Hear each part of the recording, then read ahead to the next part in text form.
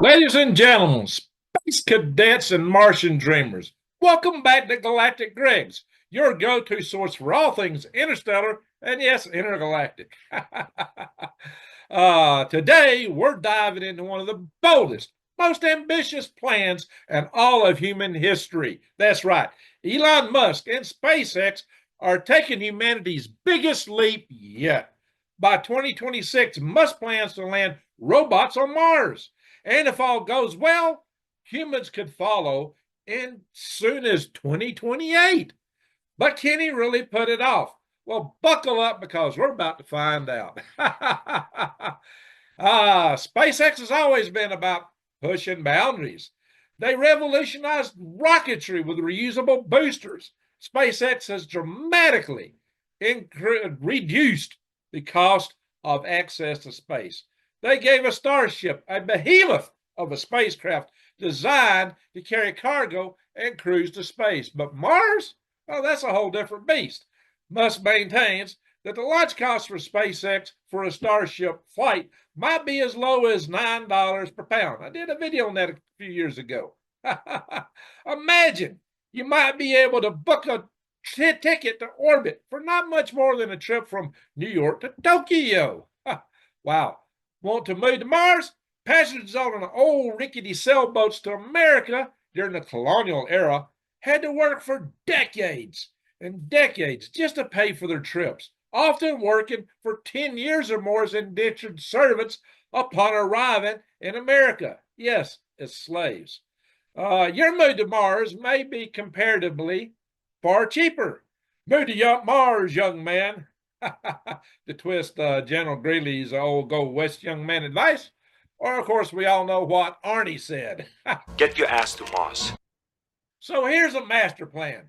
In 2026, SpaceX wants to send an armada of uncrewed starships to Mars. In fact, SpaceX intends to send 5 unmanned starships to Mars. Their mission? Well, to lay the groundwork for human colonization. Think of autonomous construction bots setting up farms, extracting water from Martian soil, and testing the life support systems. If all goes smoothly, this will be a dress rehearsal for the main event. Now let's talk about the next big leap, humans to Mars. By 2028, SpaceX plans to put the first settlers on the red planet. Imagine that. Ordinary people stepping onto an alien world, making history in real time. But is it actually feasible? Therein lies the big questions. There's no shortage of skeptics. Radiation exposure, long-term life support, and sheer distance make this a colossal challenge. Astronaut Elaine Collins, a former NASA Space Shuttle commander, is quite skeptical about Musk's timeline for sending people to Mars. She states, there is no way a human being is going to Mars in that time frame. Although I think you could send unmanned starships to Mars in this time frame. There are way too many risks to humans on that journey. She goes on. The total time trip is a minimum of 6 months when the planets are aligned. Radiation sickness is a very serious concern, unless he has a way to shield the starships, and that is very expensive and heavy. I would posit that it is well understood by Elon Musk and spaceships engineers and designers. Everyone talking about sending crew to Mars knows this quite full well. While Collins agreed that supplies could possibly fit in other starships, she pointed out that humans will need to know how to live off the land on Mars. She said, how to grow food, get water, get oxygen, clean out their CO2, and keep busy with meaningful work. I think all that is meaningful work, right? She added, I could go on and on. Well, yeah, of course, there are numerous challenges. Mars mission planners at SpaceX understand this too.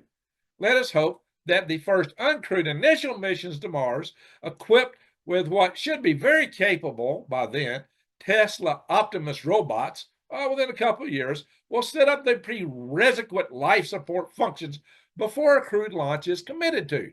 This could be very much like Dr. Bob Zubrin's Mars Direct concept mission, where the first automated landing craft would have to manufacture the fuel from the atmosphere before subsequent crew launches could be committed to.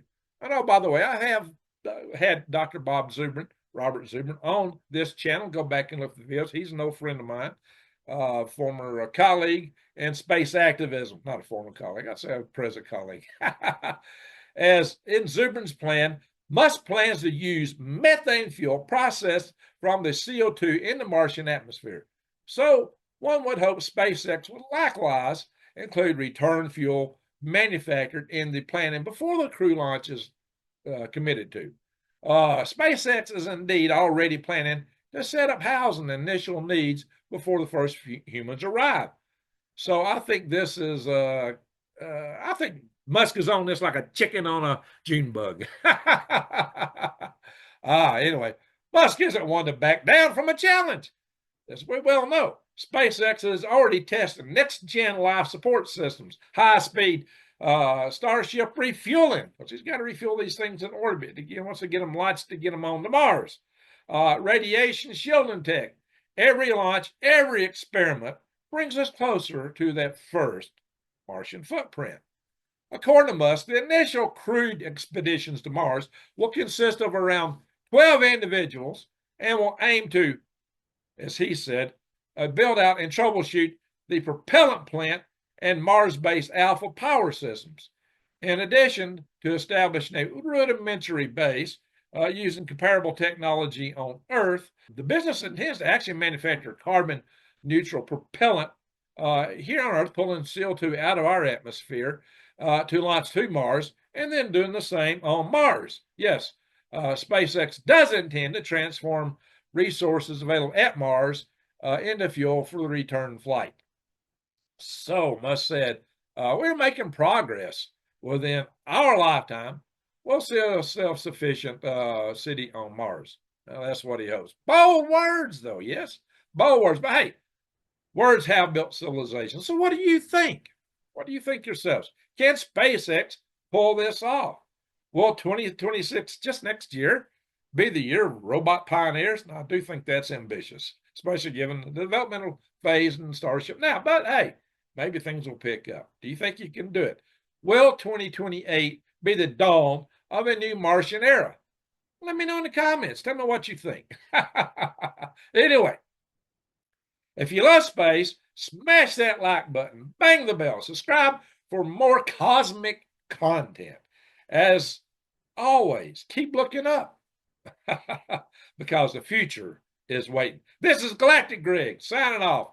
See you next time. Greg out.